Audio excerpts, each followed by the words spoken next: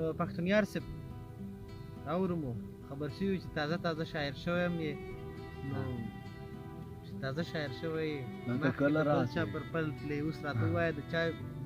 شعر دې لیکلی نه دی دی لیکلی که لیکلی دی دی کوم دی یو نوی غزال دی مت صاحب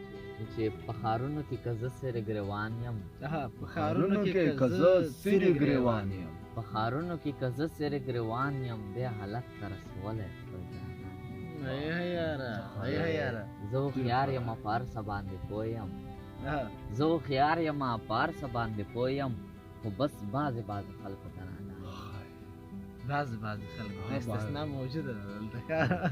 چې محبت دې دا خانې راکړه دلبره محبت دې دا خانې راکړه دلبره محبت دې دا خانې راکړه دلبره خلیلاس یم سر ببر سرې ګریوان راته ته د دغې لارې صفت مه کړه راته ته د دغې لارې صفت مه کړه لار راغلی یم په دې لاره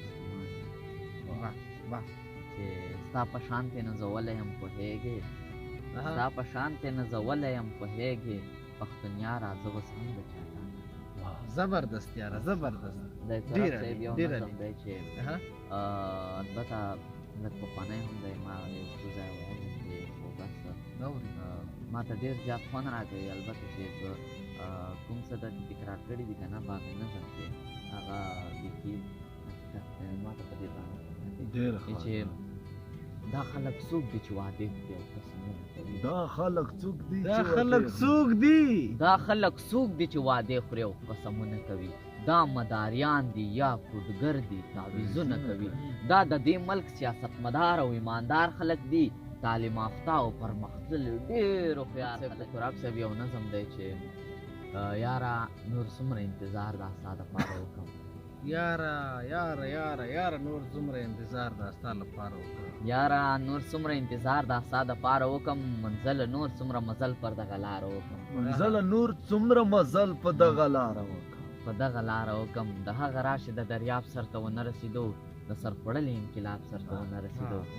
قلم کاغذ نه کروندې ته څوک کومک راوړي دلته چې هر څوک راشي ځان سره ټوپک راوړي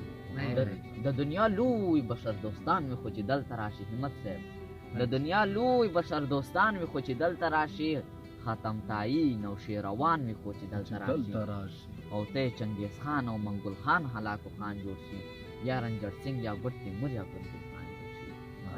څه خپله موږ د سرخوړلي عقل سر ته ناست یو نورو ته سیوري جوړوو په خپله لمر ته ناست یو نو ډلګی جبهه تنظیم وطنه شرق او غرب شمال جنوب باندې ډلګی جبهه تنظیم وطنه په شرق او غرب شمال جنوب باندې تقسیم وطنه او سل سره شته ولې د سلو سرو سر نه لري سل سره شته ولې د سلو سرو سر نه لري دا وطن زر لري مرګلو خو زرګر نه لري لا وینې غواړي په سرو باندې مړه نه شوله دا د دوزخ کومه کوټه ده چې سړه نه او اول به ووژني په بل بیا زموږ خپل راشي د یو حجاج له ظلمه خلاص نه یو چې بل راشي نو ربه د دوو عمریانو یو ولید راکړه یا عمر راکړه یا عمر عبدالعزیز راکړه نه ویل چې داسې به تنها شم مړ به نشم